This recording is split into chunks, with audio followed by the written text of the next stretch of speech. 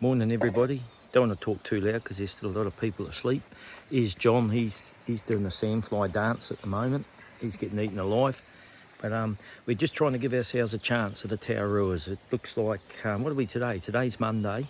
Tuesday the weather's going to start clearing. It looks like Wednesday's a good day. But then the weather's really going to turn on the Thursday, I think rain. Friday, like heavy winds and rain. And that bad weather continues through Saturday, Sunday and even Monday. So to have any chance of getting through the Tauraruas, which will make the whole hike easier, get it all ticked off, we have to do another 35k day today and try and get to the outdoor pursuit centre early. My parents were going to run some food into us, so if we actually get there and we're successful, I'll be messaging them sort of lunchtime or early afternoon today to see if they can bring the food in a day earlier for us to get there. But you know, that's the plan. We'll see how we go. We're going to get to Frank and Anne's campsite or hut first, and then we'll see how we feel when we get there. The notes are saying 6-7 hours, but a lot of people are saying, nah, you can do it in 4 or 5. And a lot of people are saying they wish they had to walk from this campsite right through the outdoor pursuit centre and not split it into 2 days. So we'll just hit the trail and we'll see how we go and how everybody's feeling, and then we'll make the decision at the next camp. And I'll show you what it's like as we go. See ya.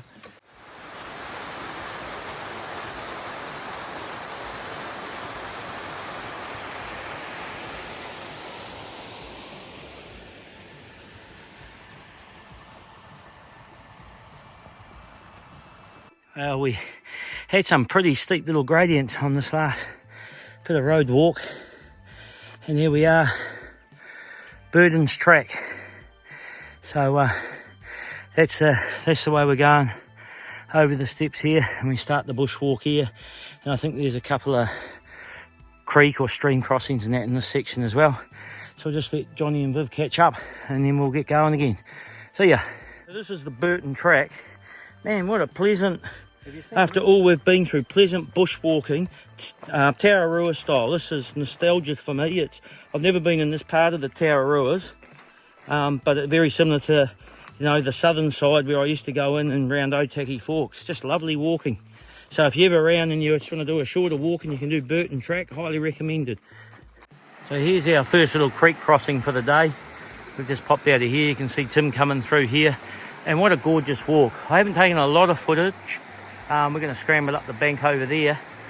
It's surprising when you're doing videos like this, and we're pushing hard today because we want to make it a long day and get right through and give ourselves a chance of getting through the Tauraruas while we can.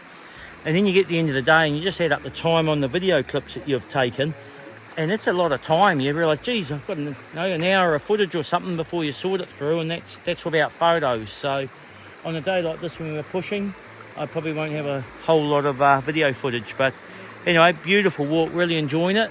I don't know how big the climb is on the other side, but we certainly dropped a lot coming down here.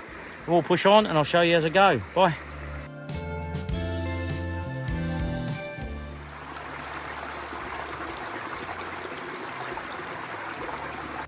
Just another little, I don't know if we cross this or we just sidle alongside it, but yeah, lovely little walk.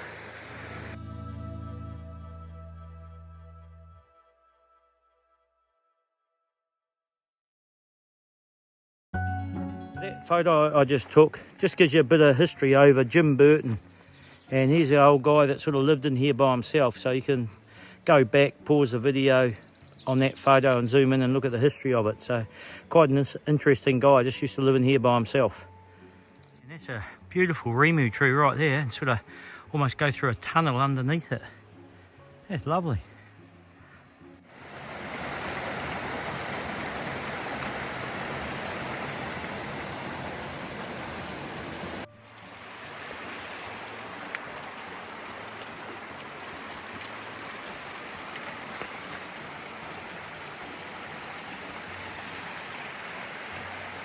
Just walking along the trail and we spotted this. We kind of don't know what it's for. I guess it could help in an emergency or something. But, yeah, there's wire in there around. Yeah. Well, 5 out of 5 was right here. There's pockets of this that might get to a 2. Still little pockets, typical Taurarua hiking. And this bush is just beautiful down here.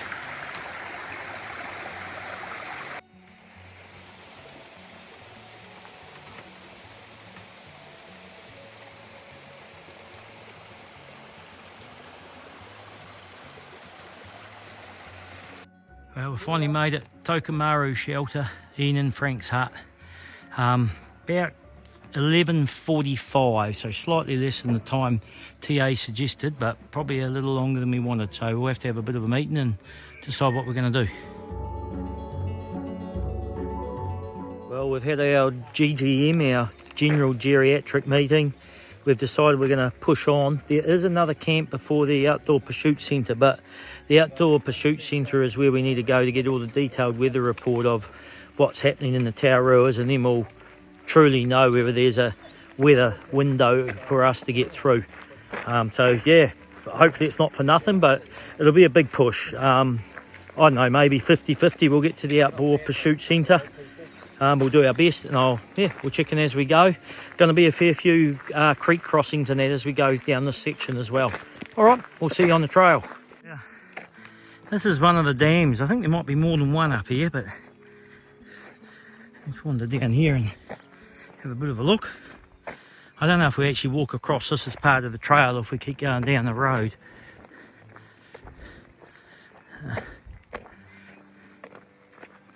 Here's the dam wall there. There you go, I think this is Palmerston North's water. Oh yeah, a bit of a control room or something over here. But I ain't going to film going across it because I want to make sure I have to do that first. So, a bit of road walking to start this next section from, what was the hut there? Ian and Frank's hut. That dam I showed you, you don't cross the dam. I just went out there, had a look, but you keep following this road. So I'll check in a bit later.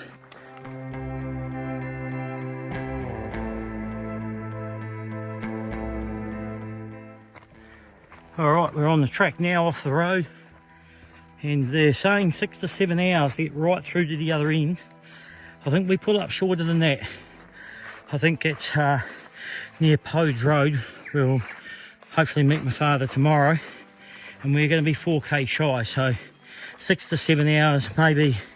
I'm guessing at the 6 hour mark, and it's 20 past 1, so that's 20 past 7. I'm thinking maybe sometime between 7:30 8 o'clock, all going well, we may well make it into the Outdoor Pursuit Centre.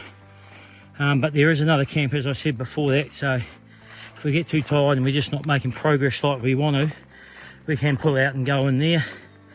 There is a lookout halfway along, so I'm thinking we're probably going to climb for half the track now up, and hopefully a bit of a nice gentle downhill on the other side, and something about an old tram line as well, so that's a good thing. Normally that means a decent gradient. Anyway, we'll push on. Well, when we left the gravel road, there was a short, sharp climb straight up. It was really hard. There's a bit of a picnic table at the top there. We waited there, Johnny and Viv caught up, had a little breather, and then all said, can't sit here too long or we'll never get up again. So we pushed on, but what an absolute gorgeous little walk. Whoops, tripped over there. Gorgeous little walk along the ridgeline this is. Really nice.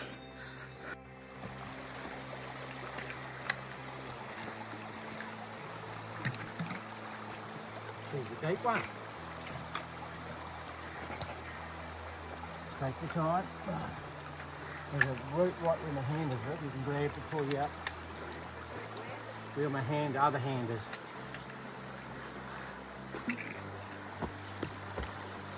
Just there, see, you can, there's a root somewhere in there. Just to pull you up that slippery rock.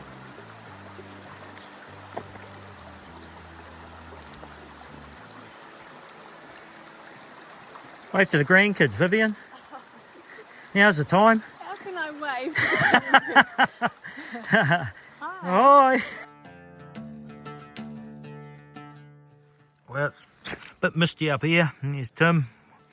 And we've just chosen to chill out here, let John and Viv catch up to us a little bit. Apparently about 1 more kilometre to the lookout. And considering we're sitting in the clouds now, I don't know if we're going to get much of a view. It is what it is. How many k's to camp, Tim? About 6? Yes. 6, so at best in this, it's pretty muddy. You can see a bit of mud in that down here. At best we're probably doing 3k an hour in these sort of conditions, but obviously we're going to descend. We'll have to be careful we don't slip. And then there's an old tram line, so maybe we can get the pace up a little bit when we hit that. But anyway, we'll wait for the other two to catch us up and we'll go from there. Well, Horrorfino, look out. And yeah, no point showing you as you'd expect. We're just misty and clouded in. So we've made what they call Archie's look out now, but of course, you know, we're not expecting a view, but at least show you sort of where it is. It was probably 5-10 minutes past the last one. I'll just duck back out through here. So here we go. I haven't recorded much today because it got pretty muddy, and John and Viv, compared to the Aratia experience, they reckon this was very similar to the Aratia experience. My Aratia experience was far worse mud-wise, but still, this started getting up there and it actually slowed us down. We're probably down to somewhere between 1 and 2 kilometre hours. So this track has taken a lot longer. It's 10 to 7 now, and we're not far from the first camp, and we haven't ridden ourselves off the old G team. I'm still achieving our goal of hitting the, where are we going for? I've got Outdoor Pursuit Centre. Yeah, I'm getting forgetful in my old age, but anyway, we're going to see how we feel when we get to the camp, because there's still a bit of daylight and the track's really improved. You might notice how quick we're going now, so yeah, we're knocking the K's off again, which is nice. But I'll check in, we'll show you the first camp when we get there. Okay, so we've reached the Millbrook campsite. So for people following me, pretty basic. There's a picnic table, there's a toilet, there's no shelter, but there's plenty of grass space to camp. Somebody has had a fire here at some stage. I'm not sure if you're meant to have fires. Beautiful Rimu tree right here, lovely. But anyway, we're about to have our second GGM, Geriatric General Meeting of the day, and I'll be voting push on 4 more K Outdoor Pursuit Centre. I think we've got enough daylight to do it. 4K and the track's really improved. So anyway, we'll see what we do. I'll let you know. Well, we're off to the Outdoor Pursuit Centre. We voted 4 to 0. 4 to 0. We all want to keep pushing on. So yeah, been a good day hiking, really a solid day. The mud got a bit frustrating for us all at one stage, but man, we've had everything today. We've had road walks, we've had sun, we've had rain, we've had beautiful bush walks, we've had water crossings, we've had big hill climbs, we've had big descents, we've had dams, we've had huts, we've had shelters. So all up, I think we're about 34K today we've done, but in some pretty trying circumstances. So yeah, I'm tired, but I'm probably the best I've felt on trail ever for a solid day like this. So maybe it's taken me just over half the trail to get my trail legs. It could also be it hasn't been that hot today. I don't go good in the hot sun. But either way, good day. Gonna rock and tired just before sunset, get that tent up and have a good feed. Check in later, bye.